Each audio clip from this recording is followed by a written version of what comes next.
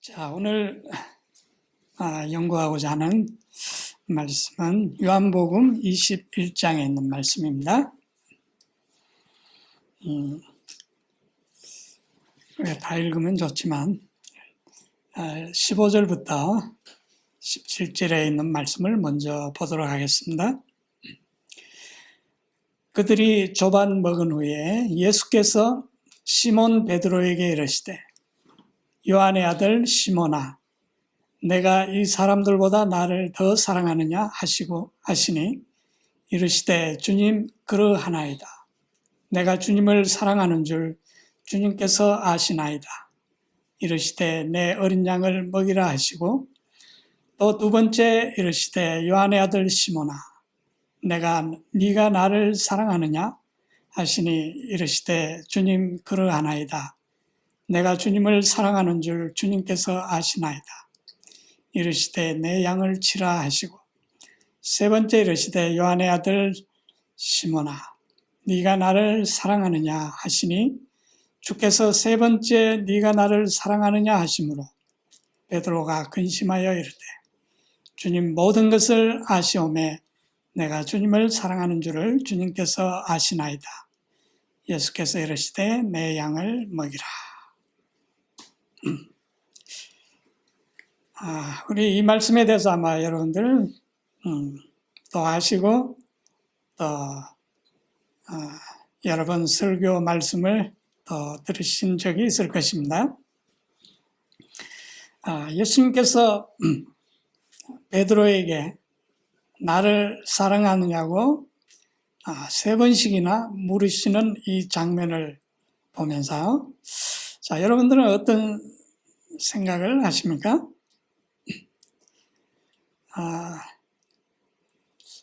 아마 우리에게 익숙한 버전은 베드로가 세 번씩이나 주님을 모른다고 부인했던 사건을 떠올리며 아마 예수님의 이 질문은 베드로로 하여금 굉장히 무안하게 하고 또 그의 사랑을 확실하게 다짐받으시는 듯한 조금 우리 그런 뉘앙스로 이 이야기를 좀 우리가 다른 분들은 모르고 여러분들은 모르겠어요. 저는 약간 그런 뉘앙스로 과거에는 좀 이해를 했었어요. 그래서 왜 예수님께서 그 아픈 베드로의 그 상처를 꼬집어서 이렇게 꼭 세 번 부인했다고 세 번씩이나 이렇게 네가 나를 사랑하느냐 조금 그런 식으로 생각을 했었어요. 자, 오늘은 우리가 조금 다른 방식으로 한번 이 말씀을 생각해 보도록 하겠습니다. 자, 이 이야기는 예수님께서 부활하신 후 제자들에게 세 번째로 자신을 나타내셨을 때의 일입니다. 자, 부모를 의지하는 것이 익숙한 어린아이가 갑자기 부모가 헤어지면 어떻습니까? 어찌할 바를 모르죠. 지금 이 제자들도 그렇습니다. 비록 주님은 다시 부활하셨지만 예전처럼 그들과 함께 계시지 않으셨어요. 물론 예수님은 그들을 떠나시지 않았지만 어떤 그들의 눈에 보이는 그 육신으로 그들과 함께 늘 계시지 않으셨어요. 자, 그래서 그들은 그 모든 일의 온전한 의미를 깨닫지 못했기 때문에 그들은 장래에 대한 불안함을 느꼈습니다. 자, 그들이 처음에 주님을 만났을 때, 제자로 부름을 받았을 때, 예수님께서는 그들에게 내가 너희를 사람 낚는 어부가 되게 해 주시겠다고 약속하셨고, 제자들은 그 예수님을 따라서 그물과 배를 모두 버리고 예수님을 따랐습니다.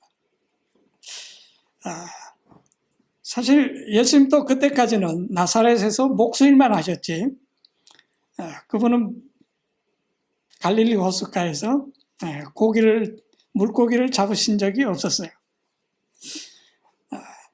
자, 그러나 예수님은 물고기 잡는데도 선수이셨습니다.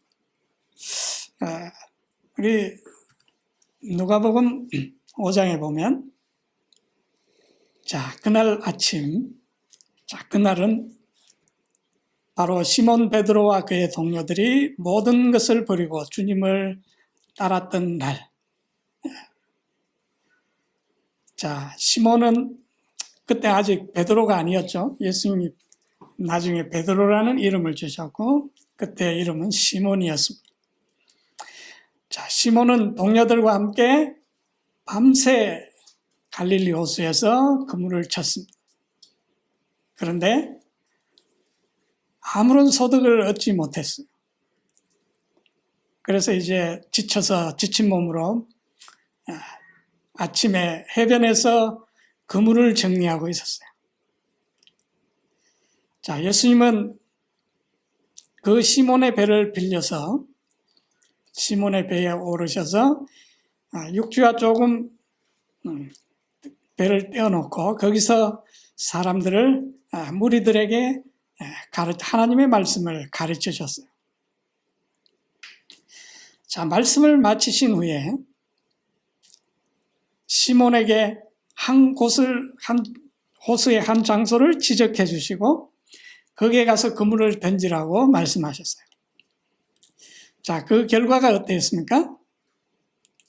자, 여기 누가복음 5장에 나오죠. 시몬에게 이랬을 때 깊은 데로 가서 그물을 내려 고기를 잡으라. 자, 그때 시몬은 우리가 밤새도록 여기저기 다 해봤는데 우리가 고기를 못 잡았는데 뭐 지금 또 다를 것이 없지만 주님이 말씀하시니까 한번 해보겠습니다. 그리고 가서 그물을 내렸죠. 자, 그 결과가 어땠습니까? 예, 6절에 보니까 고기를 잡은 것이 심이 많아 그물이 찢어지는지라. 자, 그 그물을 건져 이제 다른 동료들을 불러서 그 그물을 들어 올렸는데 그 고기가 얼마나 되었습니까? 실제로 보니까 2배의 처음에 배가 곧 잠길 정도로 그렇게 많은 고기를 잡았죠. 자, 그때 참으로 이 시몬과 야고보, 요한 이 어부들은 참으로 예수님의 이 이적에 너무나 놀랐습니다. 그때 예수님께서 그들에게 내가 이제 너희를 사람을 낚는 어부가 되게 해주겠다 이렇게 말씀하셨어요. 그래서 그들이 여기 보니까 배들을 육지에 대고 모든 것을 버려두고 예수를 따랐다 그랬습니다. 자, 이제 그런데 그들의 모든 희망이었던 주님은 허망하게 십자가에 죽으셨고 그러나 다행히도 부활하셨지만 그들은 아직 여전히 혼란스러운 상태에 있었어요. 그들은 아직 사람을 낚아보지도 못했는데 실업자가 되었다고 생각했어요.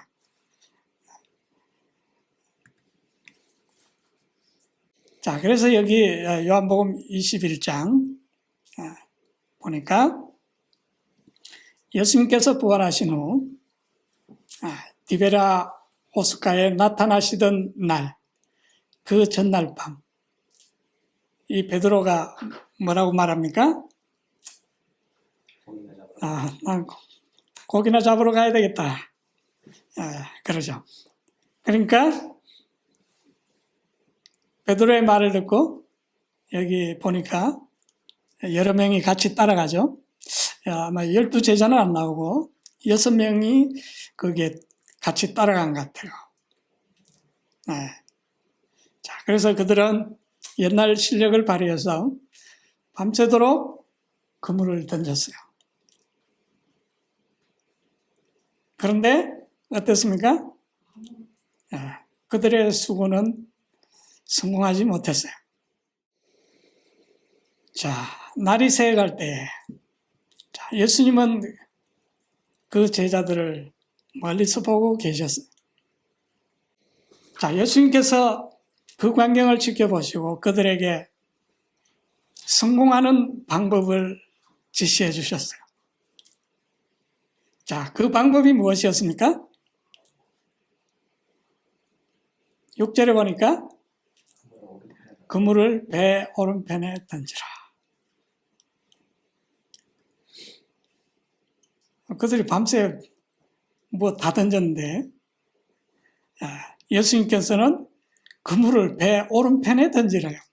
어디 멀리 가라고 말씀도 안 하시고 오른편에 던지라고 하셨어요. 자, 그 오른편에 누가 계셨습니까? 예수님 계셨죠. 예수님 계신 곳은 항상 오른편이에요. 성경에 보면. 그죠? 항상 예수님은 우편에 계신다고 이렇게 말씀. 사실 그들은 예수님 편에 그물을 던진 것이죠. 자, 그랬더니, 자, 예수님께서 그러면 어떻게 하리라? 잡으리라. 오른편에 던져라. 그러면 잡으리라. 자, 이에 던졌더니 어떻게 됐습니까? 물고기가 많아 그물을 들 수 없었더라. 자, 그동안 예수님께서는 지친 제자들을 위해 손수 아침 식사를 준비하셨어요. 해변에서. 자, 그리고 제자들이 이제 그 잡은 물고기를 배에 싣고 나왔을 때 예수님은 그들에게 친히 준비한 식사를 주셨어요. 자, 그런데 이 아침 식사를 하는데 조용했어요. 그죠? 자, 여기 보니까 아무도 말하는 사람이 없다. 그랬어요. 참으로 이 아침 식사는 너무나 조용하게 식사를 한 것 같아요. 평소 같으면 벌써 베드로가 여러 말을 쏟아냈을 거예요. 그렇죠? 그런데 그 말 많던 베드로도 지금 어때요? 말이 없어요. 자, 그가 할 말이 없었을까요? 아니면 말을 할 수가 없었을까요? 네. 자, 왜 그럴까요? 그는 입이 10개라도 지금 말을 할 수가 없었어요. 자, 그들은 말없이 예수님이 준비하신 아침 식사를 했습니다. 자, 제자들은 누구나 할 것 없이 주님께 대한 그 미안함, 그 마음에서 몸둘 바를 몰랐을 거예요. 자, 이제 아침 식사가 끝나고 성경에는 없지만 아마 예수님께서 먼저 이렇게 말씀하셨겠죠? 친구들아, 우리 좀 같이 걸을래? 자, 예수님은 누구보다도 베드로의 마음을 잘 아셨습니다. 자, 비록 대화는 없었지만은 베드로는 주님께서 이미 자기의 모든 자기를 주님을 저주하고 부인하고 저주했던 그 모든 죄를 용서해 주신 사실을 알았어요. 예수님은 베드로 곁에서 걸으면서 이렇게 물으셨죠. 네가 이 사람들보다 나를 더 사랑하느냐? 자, 이게 베드로의 아픈 마음을 후벼 파는 듯한 그런 질문일까요? 네가 나를 죽는 데까지 따라온다고 해놓고는 네가 3번이나 나를 부인했지? 그러면서 네가 이 사람보다 나를 더 사랑하느냐?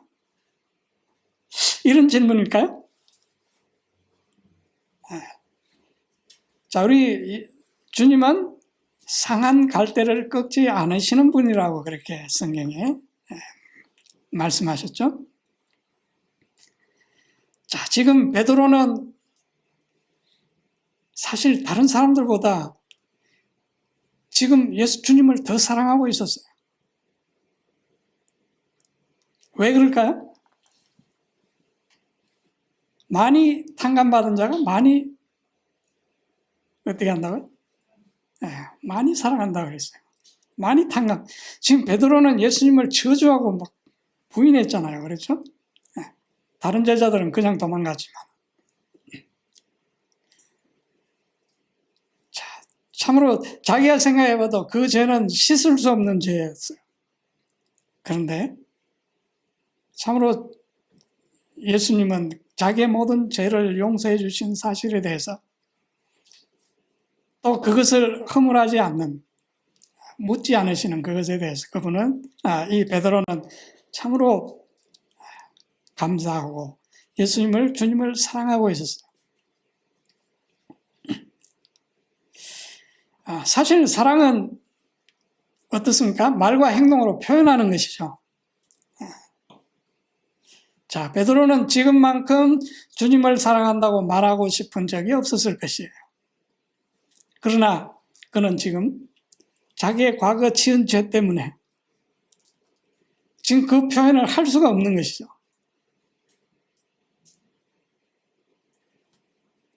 자, 물론 이 예수님의 질문은 겟세마네 동산에서 베드로가 너희들이 다 나를 버린다고 했을 때 베드로는 주님께 어떻게 했습니까? 대들었어요. 항의하듯이 뭐라고 그랬어요? 다른 사람은 다 버려도 저는 절대 버리지 않을 거라고 다짐했었죠. 아마 이 질문은 그것을 생각나게 했을 거예요. 베드로는 생각뿐만 아니라 그 생각을 잠시도 지울 수 없었을 거예요. 자, 우리 좀 디테일하게 보면 베드로가 뭐라고 말했습니까? 누가복음 보니까 주의 내가 주와 함께 오게도 죽는 데에도 가기를 각오하였나이다. 또 마태의 기록을 보면 모두 주를 버릴지라도 나는 결코 버리지 않겠나이다. 사실 베드로가 잘못 말하는 것은 틀린 말을 한 것은 아니에요. 그렇죠? 나쁜 말을 한 것이 아닙니다. 그는 참으로 좋은 의도에서 사실 우리가 다 어떻게 돼야 됩니까? 베드로가 말하는 것처럼 이렇게 살아야 돼요. 그렇죠? 우리가 주와 함께 오게도 죽는데도 가기를 각오해야 되는 거잖아요. 그렇죠? 또 모두 주를 버려도 우리는 결코 버려서는 안 돼요. 베드로도 그때 마음은 그랬어요. 자, 그런데 그때는 베드로의 마음은 자신이 다른 사람보다 좀 낫다는 생각에서 이 말을 했어요. 그러나 지금 베드로는 다른 사람들보다 지금 주님을 더 사랑하고 있어요. 그런데 그 생각이 이때와는 달랐어요.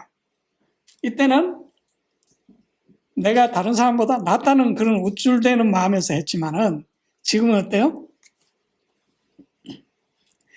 다른 사람보다 더 죄인인, 더 나쁜 놈인, 나를 용서해 주신 그 사랑에 감사해서 누구보다도 주님을 더 사랑했던 것이죠.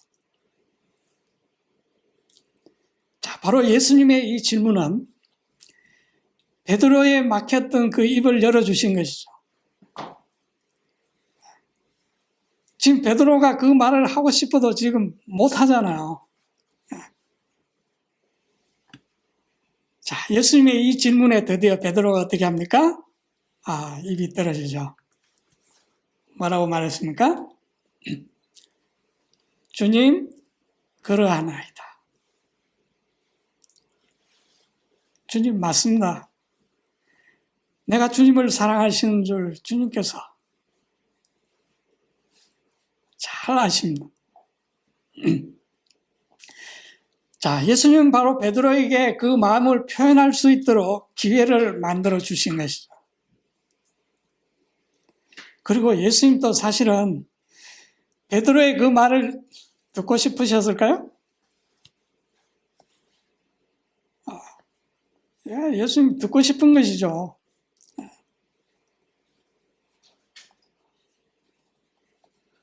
자, 만일 그렇지 않다면 예수님이 3번씩이나 같은 질문을 하실 필요가 없었을 거예요.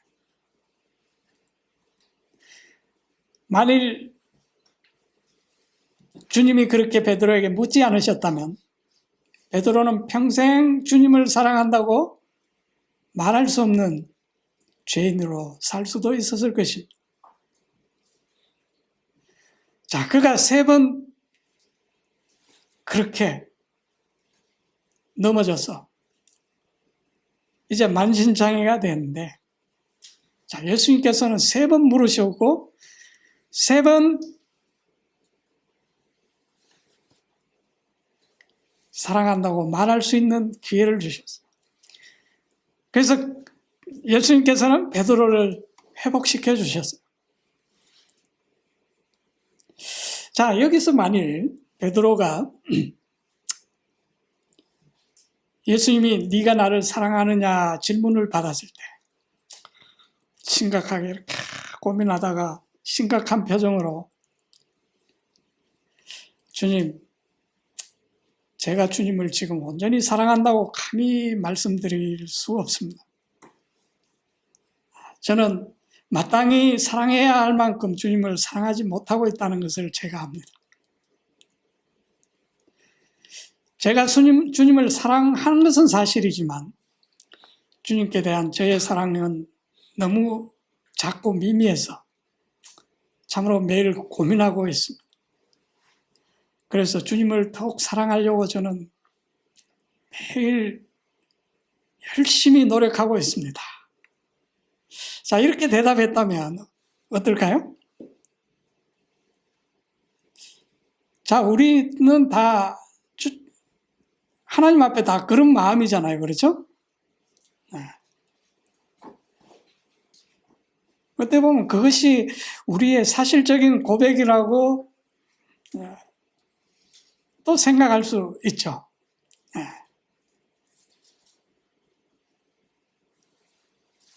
자, 그런데 우리 만일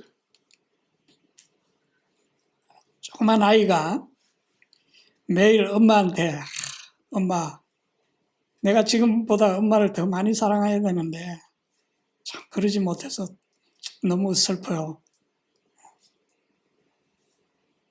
참, 내가 엄마를 더 사랑해야 되는데 그 사랑을 더 많이 하지 못해서 매일 걱정이에요.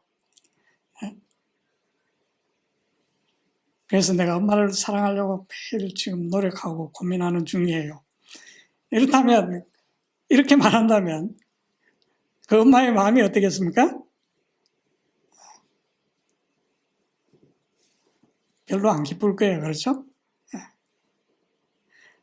참 엄마를 사랑하려고 이렇게 분투 노력하는 아이를 보고 참 너무나 마음이 아플 거예요. 그렇죠? 불쌍하고.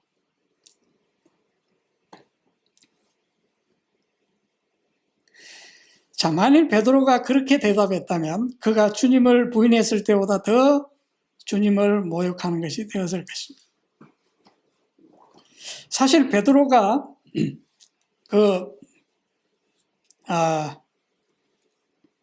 가야바의 법정에서 예수님을 부인했을 때 그때는 예수님을 사랑 안 했을까요?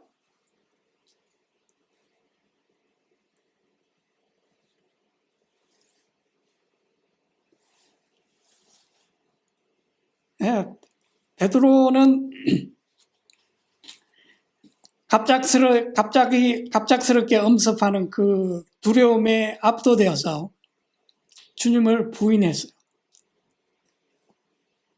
그러나 그는 그때도 주님을 사랑하지 않은 것은 아니에요. 사랑했어요.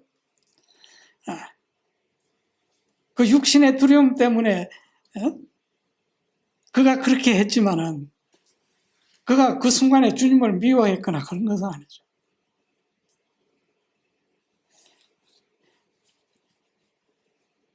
만일 그렇지 않았다면 그도 유다처럼 아마 그런 길을 갔을 거예요. 자, 바로 이 사랑은 의무가 아니죠. 사랑은 의무가 아닙니다. 사랑은 우리가 사랑하려고 노력하는 것이 아니라는 것이죠. 사랑이 의무라고 생각하는 자는 사실상 뭘 말하는 거예요? 아, 내가 당신을 사랑하려고 노력하고 있어. 예를 들어서 남편이 부인한테 내가 당신을 사랑하려고 내가 노력 중이야. 이 말은 무슨 말이에요? 지금 사랑을 안 하고 있다는 말이죠. 자, 우리는 하나님 앞에 그렇게 할 때가 많죠. 그렇죠? 하나님을 우리는 사랑하려고 노력하죠. 그 말은 어떻게 보면 우리는 하나님을 사랑하는 마음이 없다는 것이죠.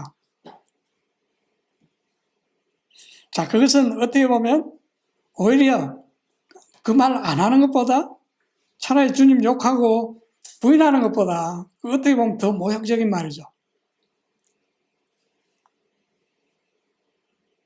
자, 그것은 뭘 말합니까? 그분이 사랑스럽지 않다는 것이요.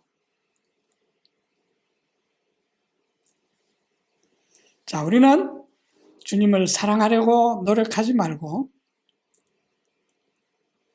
대신에 그분이 사랑스러운 분임을 발견하기 위해서 노력해야 될 겁니다.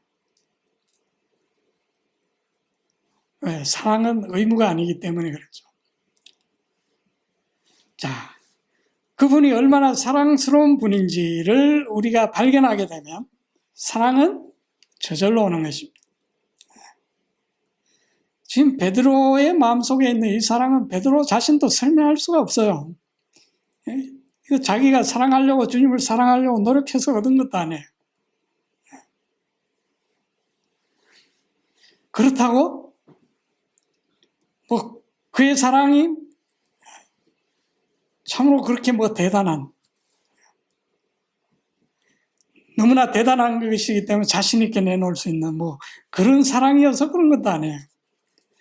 그냥 그는 주님을 참으로 주님의 하나님의 사랑을 봤을 때 그는 그 마음속에 그 사랑이 생겼고 그냥 그 사랑을 말하고 싶었던 것이죠.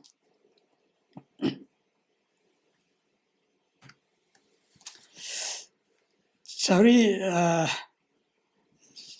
예수님의 세 번의 질문과 베드로의 세 번의 대답을 보면 아마 여러분 이런 말들을 설교들을 들은 적이 있을 것입니다. 자, 우리말이나 영어에는 사랑이라는 말 하나로 여러 가지를 다 표현하죠. 좋은 거든 나쁜 거든. 그런데 고대의 헬라인들은 여러 단어들을 사용해서 그 의미를 구분했습니다. 바로 이 신약 성경은 헬라어로 쓰였기 때문에 자, 그래서 예수님의 첫 번째와 두 번째 질문은 우리말과 영어에는 다 love, 사랑이라고 되어 있는데 따르게 되어 있죠. 첫 번째, 두 번째 질문에 예수님께서 네가 나를 아가파오 하느냐 이렇게 질문하셨어요. 자, 그런데 베드로는 뭐라고 대답했냐면 주님 그러합니다. 내가 주님을 필로하는 줄 주님께서 아시나이다. 자, 베드로는 줄기차게 뭐라고 대답합니까? 저는 필로합니다. 이렇게. 자, 그런데 이제 세 번째는 어떻게 합니까? 예수님이 네가 나를 필로하느냐? 그랬더니 베드로가 내가 주님을 필로하는 줄을 주님께서 아십니다. 이렇게 대답하죠. 자, 이 말들이 2000년 전에 쓰여진 말이기 때문에 그 당시에 사람들은 이런 말들, 단어들을 어떤 의미로 썼는지 자, 이 언어학자들은 이제 그 당시에 쓰여진 그런 기록이나 이야기, 역사들을 통해서 이 단어가 어떤 의미를, 어떤 뉘앙스를 갖고 있다는 걸 이제 추론하는 것이죠. 사실은 학자들도 정확히 모르고 저도 정확히 몰라요. 그렇죠? 저는 당연히 더 모르죠. 자, 그런데 이제 대충 추론을 이제 학자들이 해낸 말들이 그래요. 이 아가파오라는 사랑, 이 동사거든요. 아가페는 명사고 아가파오는 사랑한다는 동사형이죠.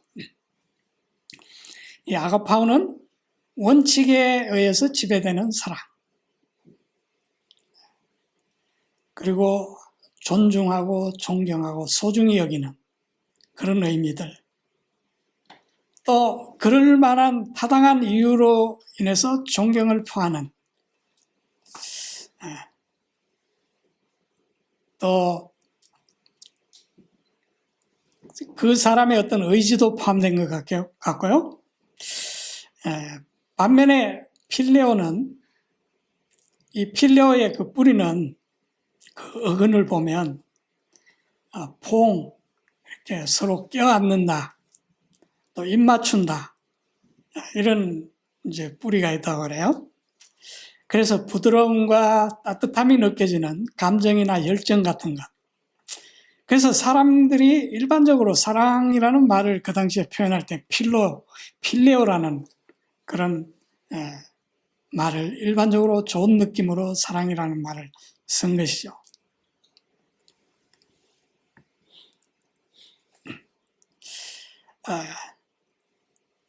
자, 그래서 예수님의 세 가지 질문에 조금 이제 그것을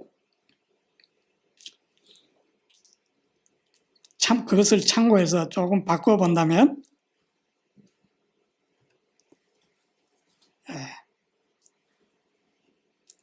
이게 맞지 않을 수도 있고, 맞을 수도 있고,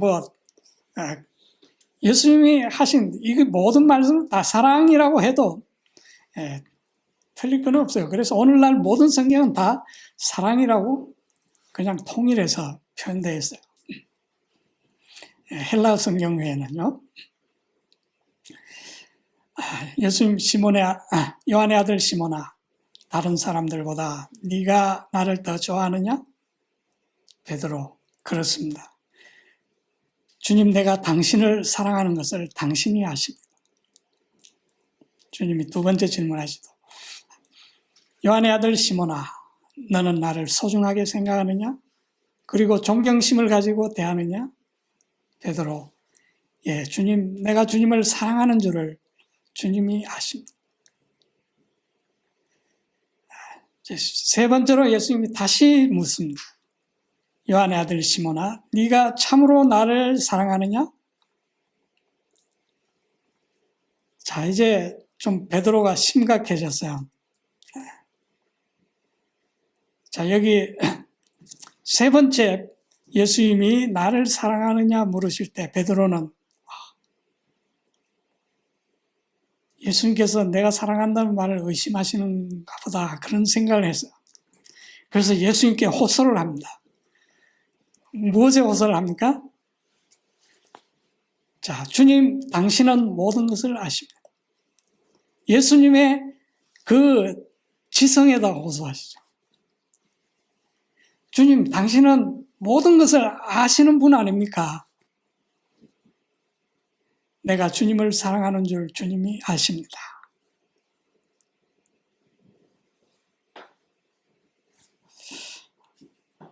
참, 베드로는 주님을 복잡하게 사랑하지 않았어요. 그냥 단순하게 사랑했어요. 그걸 사랑하려고 본인이 노력한 것도 아니고 만들어낸 것도 아니에요. 그냥 그는 주님의 사랑을 받았을 때 그는 자연스럽게 그냥 이 사랑이 나오는 거예요. 그래서 그냥 줄곧 뭐라고 말하면 내가 주님을 사랑합니다, 이렇게 말하죠. 자, 예수님은 이제 베드로의 고백을 들으시고 그에게 뭐라고 말씀하셨습니까? 내 양들을 돌봐달라고 부탁하시죠. 자, 보통 사람들은 사랑한다고 말하면 그 사랑하는 증거를 보여주기를 원하죠. 자신에게. 그래서 참으로 자기를 사랑한다는 어떤 행위, 뭐 선물이나 나에게 뭔가 사랑한다는 호의를 한번 보여주거라. 그렇게 다 요구하고 원하죠. 자, 그러나 예수님은 베드로에게 네가 나를 사랑하면 나를 사랑한다는 증거를 한번 뭔가 보여봐라. 나에게 뭘 줄 거냐. 이렇게 요구하시지 않았어요.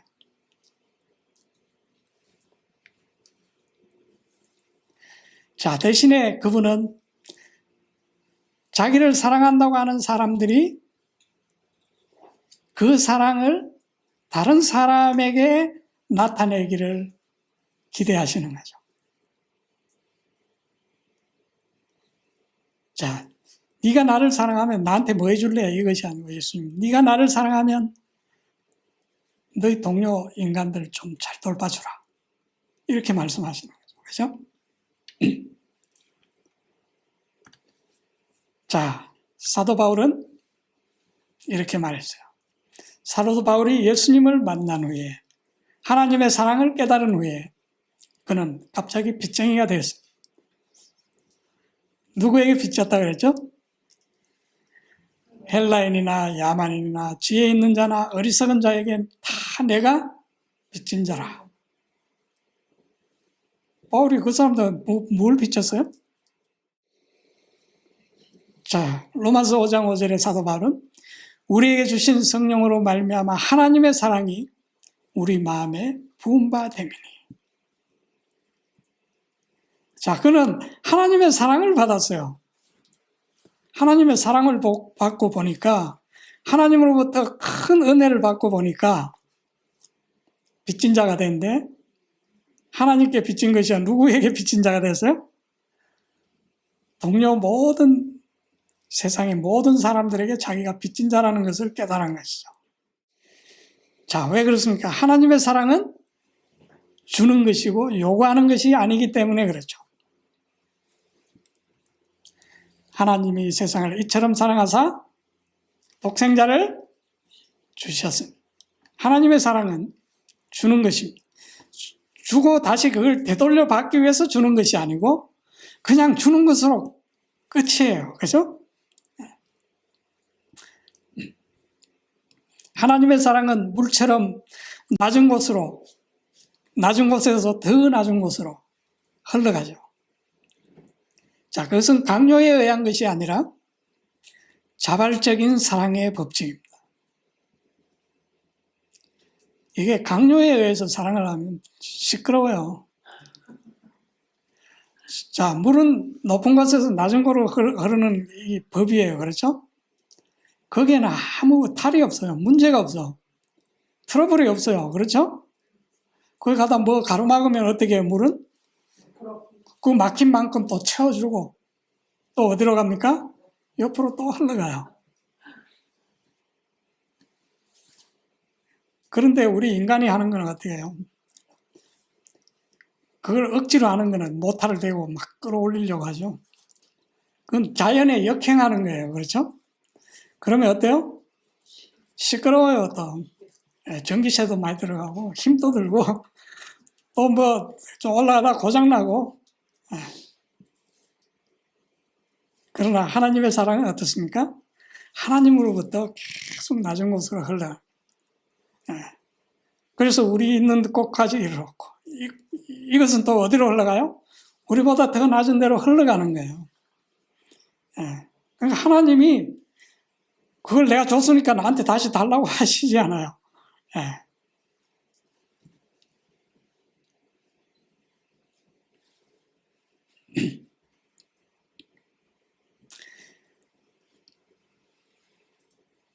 자, 예수님은 베드로의 사랑을 증명해 보이라고 말씀하지 않으셨어요.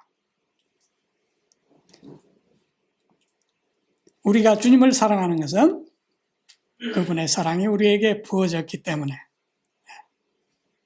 그러나 그분은 우리에게 그 사랑을 또 증명할 것을 요구하지 않으세요. 아니, 성경에 보면 열매로 간다고 그랬지 않나고. 열매로 나무를 안다고. 자, 그건 진리예요. 그렇죠? 열매를 통해서 나무를 알 수 있어요. 자, 그런데 여러분, 사과나무가 어떻습니까? 내가 사과나무라는 걸 내가 열매를 맺어서 증명해 보일게. 이렇게 하고 사과 열매를 맺습니까?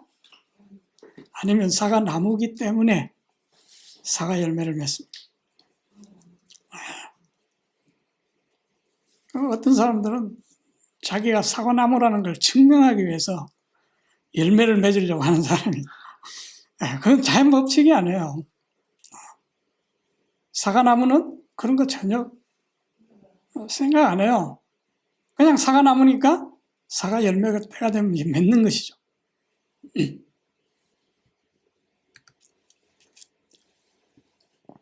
자, 우리 그 뒤에 조금 더 보면 요한복음 21장 18절, 19절 예수님께서 베드로에게 내가 진실로 진실로 네게 이르노니 네가 젊어서는 스스로 띠띠고 원하는 곳으로 다녔거니와 늙어서는 내 팔을 벌리리니 남이 네게 띠띠우고 원하지 아니하는 곳으로 데려가리라. 자, 베드로에게 이 말씀을 하셨어요. 자, 근데 이 말씀은요, 요한은 이렇게 설명했어요. 베드로가 어떠한 죽음으로 하나님께 영광을 돌릴 것을 가리키심이라라. 그렇게 말씀하시고 베드로에게 이르시되 나를 따르라 하시니. 자, 예수님은 베드로가 어떠한 죽음으로 하나님께 영광을 돌릴 것을 말씀하셨다 그랬어요. 자, 베드로가 전에 뭐라고 말했습니까? 내가 주와 함께 오게도 죽는 데에도 가기를 각오하였나이다. 자, 베드로는 두려움 때문에 그 일을 못했어요. 그 마음에 없어서 못한 걸까요? 그는 그렇게 되기를 원해서요. 그 마음에 원했지만 그 육신이 허락하지 않았죠. 그렇죠? 자, 참으로 그는 주님을 위해서 그렇게 영광스럽게 죽는 것이 그의 소원이었어요. 자, 그의 바람은 변치 않았어요. 그는 이 말씀을 들었을 때 그는 슬퍼하지 않았어요. 기쁘게 생각했어요. 왜? 자기가 그렇게 되기를 원했기 때문에. 자, 근데 우리 여기 베드로가 또 조금 이제 그의 옛날 기질이 좀 드러난데, 그의 호기심이죠. 자, 20절에 보니까 베드로가 돌이켜 예수께서 사랑하시는 그 제자가 따르는 것을 보니, 그가 그냥 주님만 바라보고 갔으면 되는데, 뒤를 한번 봤어요. 보니까 누가 따라오고 있어요? 요한이, 지금 베드로와 참 예수님 긴밀한 할 얘기가 많잖아요. 요한이 그 끼들 수가 없어요. 아마 조금 떨어져서 따라왔겠죠? 베드로가 요한을 보고 뭐라고 말했습니까? 예수님께 뭐라고 질문했죠? 참 베드로의 호기심은 여전했어요. 베드로가 요한을 보고 예수께 물었습니다. 주님, 저 친구는 어떻게 되겠습니까? 저 친구는 앞으로 어떻게 되겠습니까? 저는 이렇게 제가 만족합니다. 저 친구는 어떻게 될까요? 자, 그때 예수님께서 뭐라고 말씀하셨습니까? 이르시되 내가 올 때까지 그를 머물게 하고자 할지라도, 그 다음 말이 중요하죠? 너하고 무슨 상관이냐? 너는 나를 따르라.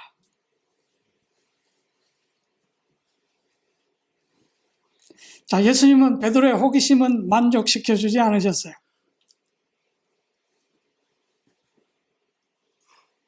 자, 하나님께서 다른 사람을 통해서 이루고자 하시는 일은 다시 말하면 하나님이 요한을 통해서 이루고자 하시는 일은 누구의 일이 아니에요? 베드로의 일이 아니었어. 그건 네 일이 아니라는 거죠. 너의 일은 뭐다? 나를 따르는 것이다. 자, 우리는 우리에게 해당되는 답만 구하는 것이 좋습니다. 우리 자신의 일에만 열중한다면 그것으로 충분한 거예요. 우리가 다른 사람의 일에 참견하는 동안 우리는 어떻게 될까요? 내 일을 게을리할 수가 있어요. 다른 사람이 무엇을 할지, 어떻게 될지, 그거는 그 사람과 하나님이 결정할 일이에요. 자, 우리는 누구누구가 일을 열심히 하지 않는데요? 누구누구가 교회 잘 안 나온대요? 자, 그때 예수님께서는 우리에게 뭐라고 말씀하시겠어요? 무슨 상관이? 너 무슨 상관이 있냐? 그렇다고 그 사람 신경 쓰지 마라 이 말씀은 아니죠. 판단하지 말라는 거죠. 너와 무슨 상관이냐? 너는 나를 따라라. 저 사람 안식일을 잘 지키지 않는 것 같은데요. 제 장로님은 네게 무슨 상관이냐? 너는 나를 따라라. 자, 베드로가 뭐라고 말했습니까?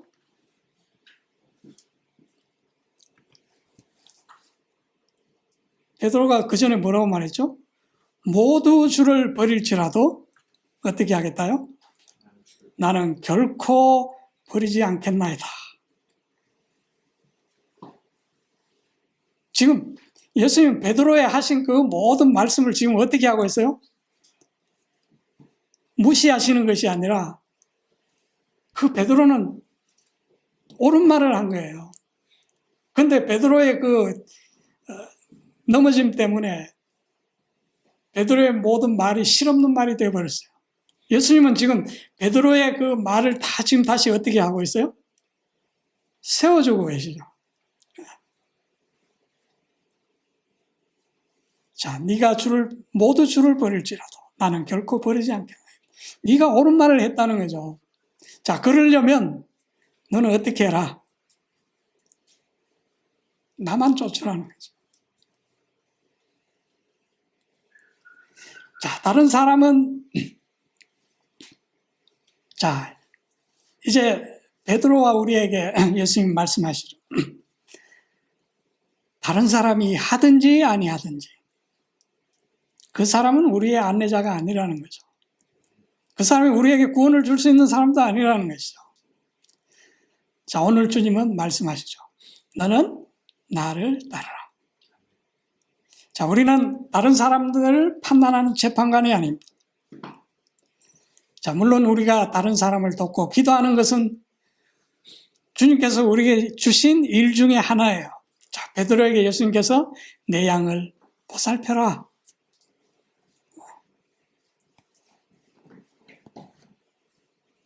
자, 그러나 우리는 다른 사람의 양심을 대신할 수는 없어요.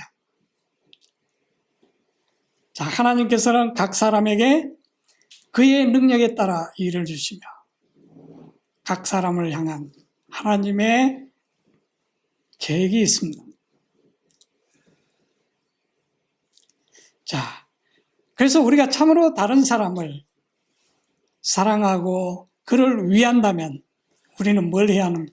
그를 도울 수, 형제를 도울 수 있는 가장 최선의 방법은 무엇일까요? 오늘 주님을 따라가는 거예요. 내가 오늘 주님과 관계에 똑바로 서는 것입니다. 이것이 다른 사람을 돕는 가장 좋은 방법이라는 거죠. 내가 오늘 하나님 앞에 내 믿음을 굳게 붙잡고 있는 것보다 자녀들에게 더 좋은 교육은 없어요. 그렇죠? 애들이 맨날 잔소리 하는 것보다 내가 오늘 예수님 편에, 하나님 편에 확실히 서 있는 이게 100마디 교훈보다 잔소리보다 훨씬 효과적인 교육 방법이라는 거죠.